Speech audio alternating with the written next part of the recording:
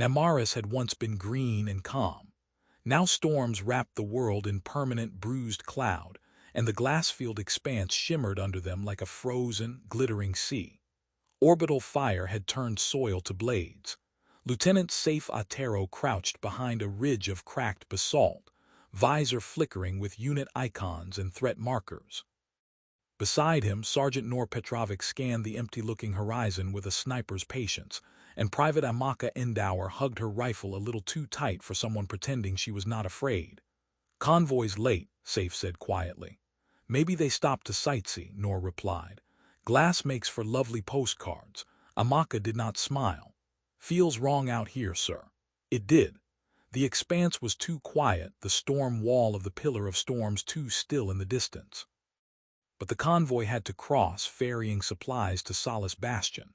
Saif's squad was their screen. Far above, ISS Dauntless rode in orbit. On its bridge, General Thomas Eldridge watched the same terrain as ghostly overlays.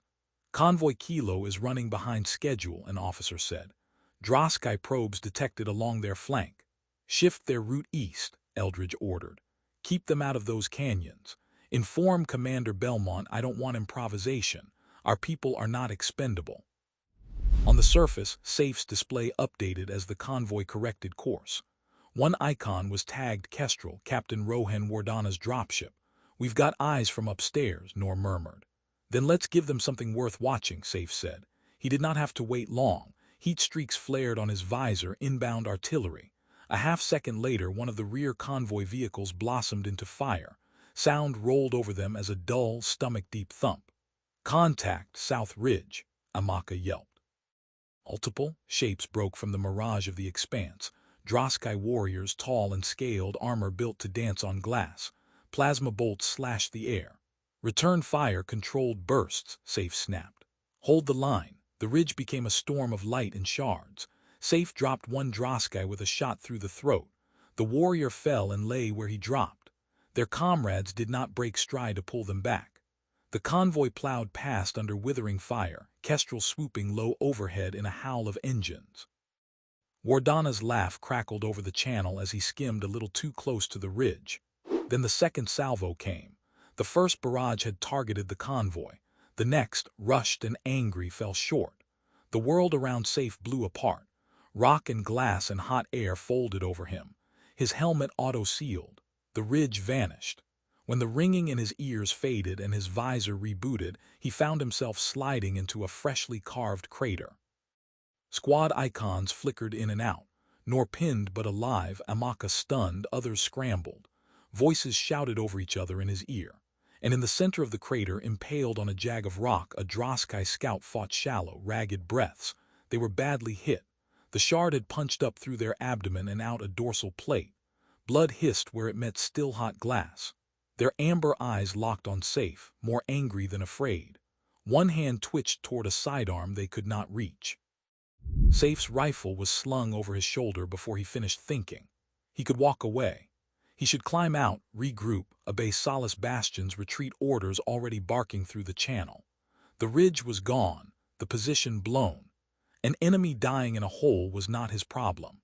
Yet he stood there, breath harsh, remembering another battlefield and an older medic who had dragged Saif out of a collapsing building under sniper fire and then laughed in his face. "If you're in the dirt and I can get you out, kid, I'm not leaving you," that man had said. "Otherwise we're just animals with better toys." The medic was long dead now, the words were not. "Lieutenant Otero, fall back," a controller from Solace Bastion snapped in his ear. "You are cut off. That's an order." Saif stepped forward anyway. Up on a rocky outcrop, War-Seer Kalhex Vorr watched through a command scope. His Draaskai column had hit the convoy hard enough to draw blood, though not break it. The human ridge position should have been shattered. Instead, his feed showed a lone human stumbling through the smoke toward one of Kalhex's own, Scout Rhylaa. The human knelt, not with the swift finality of an executioner, but with the frantic purpose of a field medic. "Zoom," Kalhex ordered. The image sharpened. The human cut straps, sprayed some sort of sealant over Rhylaa's wounds, then tested the impaling shard with careful hands. "Finish them," one of Kalhex's lieutenants urged. "If they survive, they carry tales to their leaders." Kalhex ignored him. The scene in the crater made no sense. Humans were ruthless. Their history, what he had seen of it, was soaked in conquest, but this one moved like a man doing a job he considered obvious. Saif broke the shard where it jutted from Rhylaa's backplate, leaving the bulk in place to plug the wound. Rhylaa hissed in pain. "Stop," they croaked in halting human speech. "Leave me." "Can't," Saif muttered. He slung Rhylaa over his shoulders. The weight nearly drove him back down. Draaskai were heavier than they looked. His suit servos whined in protest. "Lieutenant, abandon the enemy casualty," Solace Bastion barked. "Prioritize your own survival, last warning." Saif cut the channel. On Dauntless's bridge, General Eldridge watched the same feed via a hovering drone's camera. Beside him, Commander Darian Belmont watched without comment. "What is he doing?" Eldridge whispered. "Making my job harder," Belmont said. "Again."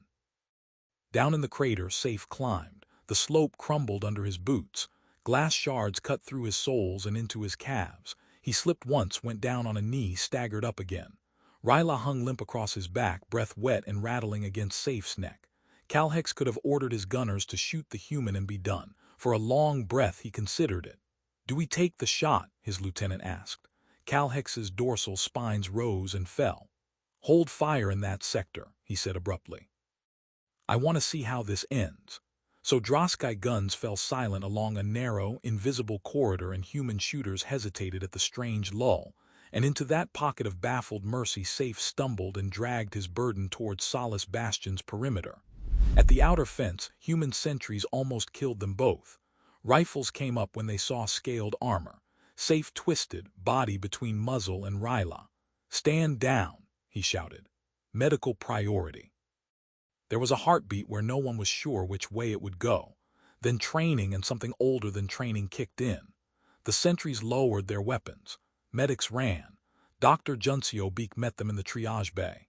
"You've overdone it, Lieutenant," he said mildly, even as his hands moved with precision over Rylaa's wounds. Again. Saif sagged against a bulkhead, every muscle shaking. Video of a human hauling an enemy through artillery fire spread through ship and trenches like sparks in dry grass. Some on Dauntless cheered. Others muttered that Saif had betrayed his own. In a Draaskai bunker, Mirn traders passed Kalhex a clean copy of the footage. His staff muttered about human tricks. "They wish to weaken us," an advisor said. "They make a show of tenderness so we will question our own strength." "Perhaps," Kalhex said. But he watched the clip again in private, uneasy at how little it resembled any subtle weapon he understood. When Saif woke from a brief medic-ordered sleep, he found himself standing outside Rhylaa's curtain in the Solace Bastion med bay. Rhylaa lay on a bed designed for humans, awkwardly adjusted. Tubes and monitors hummed around them. Their eyes snapped to him the moment he stepped in. "You are the one," they said, "the carrier." "Saif Otero," he said. "Lieutenant Terran Union, you're Rhylaa." "Scout," they replied. Shame and anger curdled their voice. "Why did you not leave me to die?" "Now I live with a debt to an enemy. It is filth." Saif leaned against the rail, feeling the old ache of exhaustion in his bones. "Because I'm a medic," he said. "My job is to pull anyone I can out of a hole. You could have left me." Rhylaa's spines bristled. "My people would have said you were wise to do so." "My people," Saif said evenly, "once bombed cities until there was nothing left but shadows on the walls. We starved whole populations to get bargaining leverage. Then enough of us looked around and said, we don't want to be this anymore. So we made rules. One of them is, if someone's bleeding and we can help, we help, whoever they are." He met their gaze. "If I start making exceptions because of your armor, that rule unravels," he went on. "Next time it's someone who surrendered. After that, it's someone who ran. So I didn't make an exception." Rhylaa stared at him like someone looking at a deep crack in bedrock. The idea of voluntarily limiting one's own brutality out of choice, not weakness, was almost incomprehensible. "You chain yourselves," they said at last, "on purpose." "We choose a different kind of strength," Saif said. "You don't have to like it, you're alive. That's the only part that was really about you." War stalked them all the same. Rumors thickened around the Pillar of Storms. Beneath that churning wall, buried deep in Namaris's crust, lay the Sunlance Array, a relic of some ancient species, a weapon that could spear fleets. The Terran Union called its push to secure or destroy it Operation Emberline. The Draaskai Dominion spoke in older terms, reclaiming the sky spear of legend. On Dauntless, Eldridge laid out plans. "We cannot allow the Dominion to gain control," he told his officers. "If we can't seize the array and render it safe, we break it." On his side of the front, Kalhex told his commanders, "If humans gain such a weapon, they will hold it over our worlds forever. We take it, or we die taking it." Neutral powers watched uneasily. The Heliandri conclave's envoys, shimmering in magnetic eddies, whispered of catastrophic energy patterns. The Midern Assembly sold whatever information they could record to anyone with credit. The advance began just before dawn by ship's time, though Namaris's sky stayed a lurid swirl. Columns of human armor and infantry rolled toward the storm wall. On the opposite arc, Draaskai forces did the same. Saif's squad rode in one of the lead carriers, armor sealed, nerves tight. "You realize," Nor remarked, "there is now recorded evidence that you think rules apply in craters." Saif grimaced. "I'm trying not to think about that." Amaka stared out through the narrow viewport at the boiling clouds ahead. "Do you think they'd do the same for us?" she asked quietly. "Right now," Saif said. "Probably not, but we're not doing this because they would. We're doing it because we decided we will." He did not add the doubt that gnawed at him. He kept that for himself. When Draaskai fire met the human advance in the broken ground before the storm wall, the fight was savage and close. Artillery shook the air. Lightning from the natural storms licked at armor and fried unlucky circuits. In the middle of one such clash, under a sky that snarled, everything changed again. A human soldier ahead of Saif went down hard, armor split, sprawled in the mud between two jagged rocks. Fire pinned the path to him. Saif did not hesitate. He vaulted the trench lip and ran. "Saif!" Nor shouted. "Cover!" He heard her and the rattle of her rifle and nothing else. The air turned to knives. Mud splashed his visor. He reached the fallen man, grabbed his harness, and began to drag. On a distant rise, Kalhex watched through an enhanced scope. He recognized the human in motion, the same stance, the same reckless, stupid line through the worst of the fire. "Target in sight," one of his lieutenants said. "We can." Kalhex felt something twist in his chest. "Cease fire," he said before he had finished weighing the thought. "All batteries in that corridor, cease fire now. Priority command." The order went out. Draaskai weapons fell abruptly silent across a wide wedge of the battlefield. Human gunners, startled, eased their own fire. For a few surreal seconds, all that moved out there was Saif and the wounded soldier he dragged. He reached the trench lip, felt hands grab and haul them both in, and only then realized the storm of shots had stuttered. "What just?" he began. A new sound cut through local comms, a wideband hail carried on both human and Draaskai channels. "This is War-Seer Kalhex Vorr," the voice boomed. To the human commander, answer. On Dauntless, Eldridge's eyes narrowed. On the surface, Commander Belmont, helmet dusty, signaled for a channel. "Kalhex," he said, "this is Commander Darian Belmont. You command the one who carried my scout from a crater," Kalhex said. "The same who just risked his life again for another. I have silenced my guns to ask something. I want his own voice. Patch him through." In the trench, Saif winced. "You are kidding," he muttered. "Lieutenant," Belmont said, "you've already done the hard part. Helmet on channel." Saif swallowed, cleaned his throat, toggled transmit. "This is Lieutenant Saif Otero," he said. "You've got me." Kalhex's image appeared in a corner of Saif's visor, tall, scarred, eyes like burnished stone. "I have seen you carry one of mine through fire," Kalhex said. "I have seen you disobey your own orders to do it. Now I see you again. I am told your people claim to be different from the monsters in your own history. Many of mine say your act was a trick. So tell me yourself, why?" Everyone was listening. Human infantry in their foxholes, Draaskai in their craters, officers on their bridges, Midern drones recording. Saif had no prepared speech. He had his own uneasy, stubborn heart. "Because leaving someone to die when I can help them feels like breaking something in myself," he said. "And once it's broken, I don't know how to fix it." Kalhex waited. "You risk your life and those who depend on you for that," he pressed. "Yes," Saif said. "We've done unspeakable things. We wrote rules to keep ourselves from going there again. One of them is that medics treat whoever they can reach. If I start carving exceptions because you're wearing the wrong armor, that line unravels, so I didn't." "You chain your instincts to words," Kalhex said. "You fear what you become without them." We know what we become without them, Saif answered. We've seen it. You can call it weakness. Maybe it is, but it's also a choice. And I'll take that over waking up one day and realizing I've talked myself into walking past someone bleeding out because it was convenient. In Draaskai bunkers, some warriors snorted. Others went very quiet. Kalhex considered the human, the memory of Rhylaa's grudging report, the shape of this war if both sides kept pushing. You have given me your truth, he said at last. Know that if I take you alive, I may test whether your people stand by that code when it costs them dearly. Saif's lips curled. I'd expect nothing less, he said. And if I see one of yours in a hole again, I'll probably be stupid about it again. Seems we both have habits.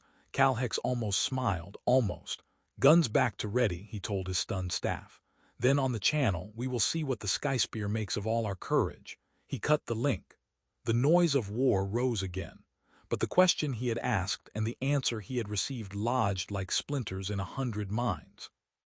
Not long after, new data forced that question into a bigger frame. The Heliandri had been studying the Sunlance from the edges of the storm wall, their delicate forms sensitive to energy flows most instruments missed. The Midern had infiltrated ancient databases. Together, they sent warnings to both fleets. This device, a Heliandri envoy sang, does not distinguish between you. It will fire at any sufficient mass and energy overhead. If either of you wins and concentrates ships above Namaris, the array will strike and erase you together. Dr. Beek pored over the schematics with grim focus. The pattern was clear. Global conduits, a huge focusing chamber, targeting routines that looked for big signatures, not flags. If we crack the core randomly, he told Eldridge, we might trigger failsafes that fire as they die. If we leave it and someone ramps up their fleet, it kills everything. Our only sane move is a controlled burnout. Across the front, Draaskai technicians told Kalhex the same thing. The Skyspear, as it slept, did not care whose banners flew. Kalhex weighed obedience to Dominion orders against the prospect of turning his own people into ash under a weapon he had unleashed. He requested a secure connection. You know why I am calling, he said when Eldridge and Belmont appeared on his screen. Your Heliandri and Midern tell you the same thing my own do. The array will not be anyone's prize. It will be a pyre.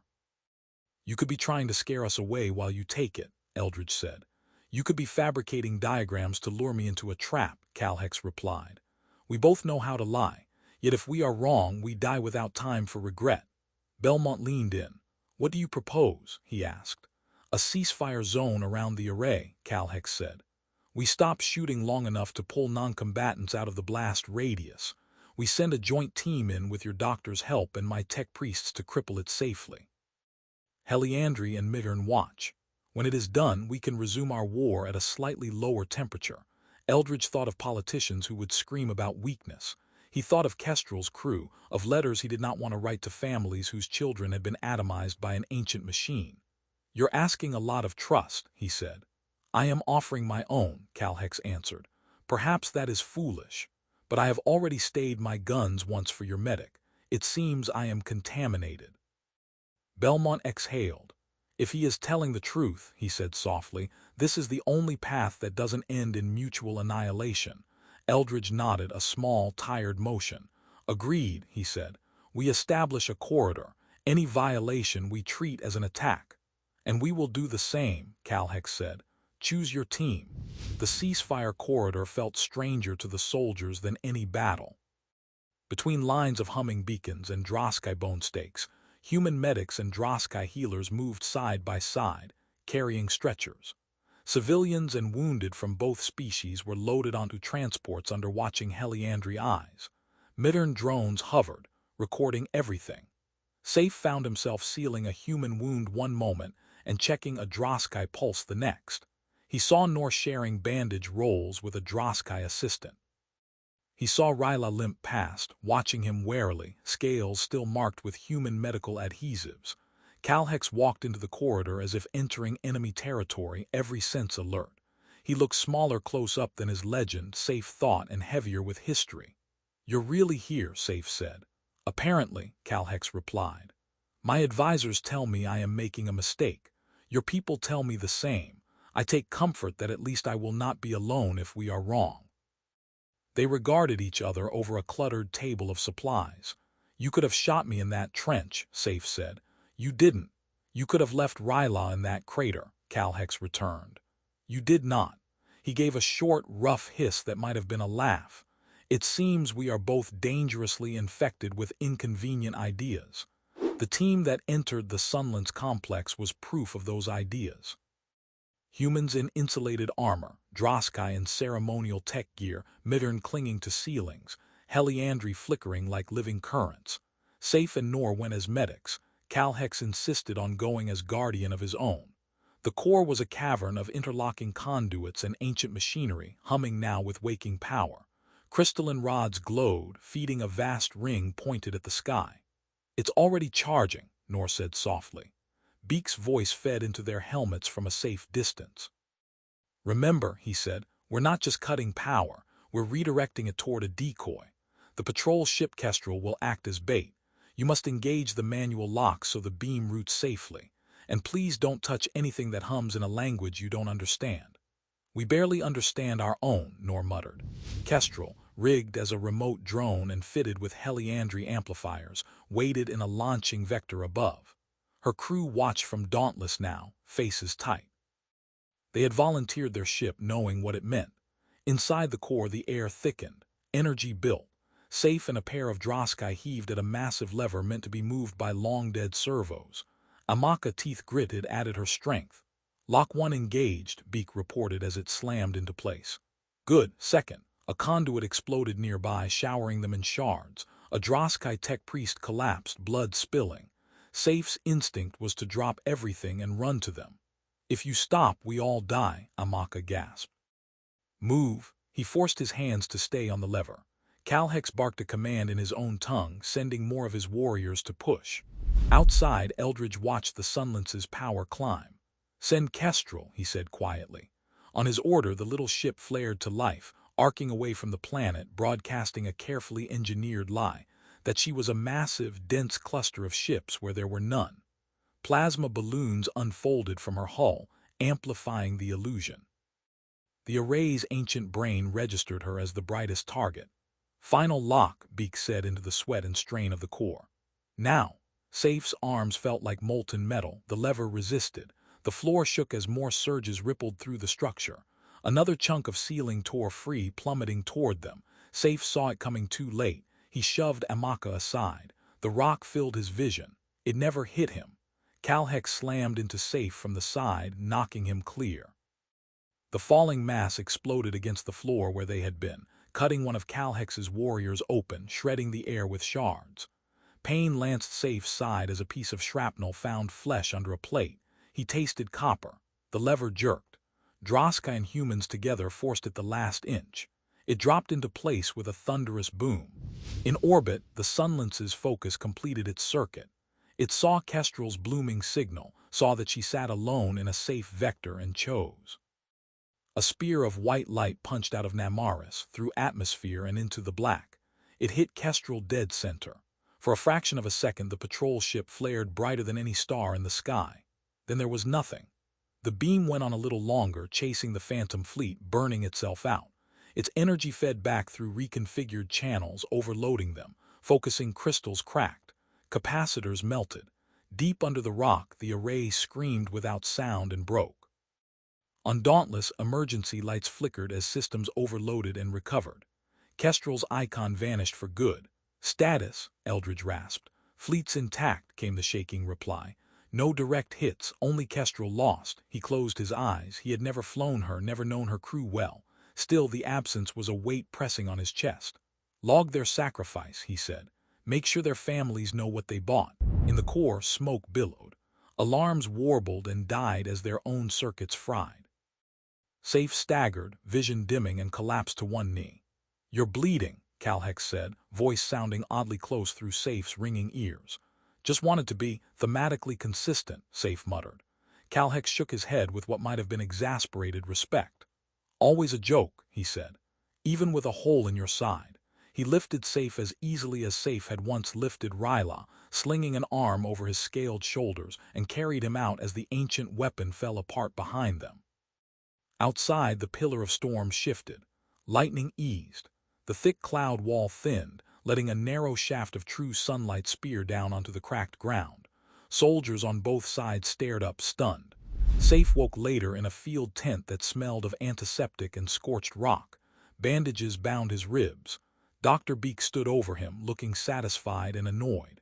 "You're going to run out of body if you keep using it like this," Beek said.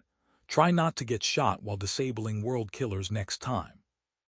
"I'll pencil that in," Saif replied. Rhylaa appeared at the foot of his bed, scales cleaned, movements cautious. "You look worse each time I see you," they said. "You look better," he answered. They flexed their hands. "Our legends say debts of blood cannot be repaid, only balanced," they said. "You have twice tipped the scales in our favor. It is unwelcome." "Join the club," Saif said. "I didn't plan on any of this either." In the days that followed, neutral observers and joint tech teams confirmed what everyone already felt. The Sunlance Array was dead. To rebuild it would take centuries and knowledge no one had. For practical purposes, it was a ruin. Neither side liked losing a potential trump card, but both had to admit that being alive to be irritated was better than the alternative. On a scorched plain near the shattered complex, under a sky finally showing patches of blue, representatives from the Terran Union and the Draaskai Dominion gathered with Heliandri and Mihern witnesses. They did not end their war, but they agreed on narrow, solid things. Worlds with ancient superweapons would be treated carefully, even begrudgingly, cooperatively. Wounded and captured soldiers would be given basic humane treatment. Neutral corridors would exist for operations against relics that could wipe out everyone. They called this framework the Concord Accords. Some spat the name as a curse. Some whispered it like a tentative promise. At a smaller ceremony, War-Seer Kalhex did something unthinkable by older standards. He stepped up to Saif, who stood in a clean but scuffed uniform, and held out a piece of carved bone on a cord. It was etched with a spiral and claw marks. "In the Dominion," Kalhex said, loud enough that Draaskai and human onlookers could hear, "we give this mark to those who risk themselves to shield others in battle. It has not been given to an outsider before. I have no word for what you are, but you fit our story better than many born under our flags." Saif hesitated. The bone was heavy with meaning in both cultures now. "If I take that," he said quietly, "some of my own will be angry." "Many of mine already are," Kalhex replied. "I'm not doing this to make either of our lives simpler." He extended it further. "Take it," he said, "not as peace but as a memory that on this broken rock at least once, humans and Draaskai chose to be something other than executioners for a dead machine." Saif reached out and closed his hand around the token. "Then I'll carry it," he said, "since I seem to have a habit of carrying your people." Laughter rippled, uneasy but real. Later, Saif stood with Noor and Amaka on a low rise overlooking the ruined array. Draaskai banners snapped beside human ones at a joint warning post above the wreckage. Transports from both sides lifted off in the distance, heading back to their own lines. "So that's it?" Amaka asked. "We go back to shooting at each other in more polite ways." "Some will," Noor said. "Some will try not to. This doesn't wash away anything that happened before." Saif fingered the Draaskai honor mark at his chest. "It does mean," he said slowly, "that the next time someone suggests leaving the wounded in the mud or firing on a refugee column, they can't pretend it's just how things are. They'll be making a choice. And they'll know there's at least one time our people chose differently and lived with it." "You think that's enough?" Amaka pressed.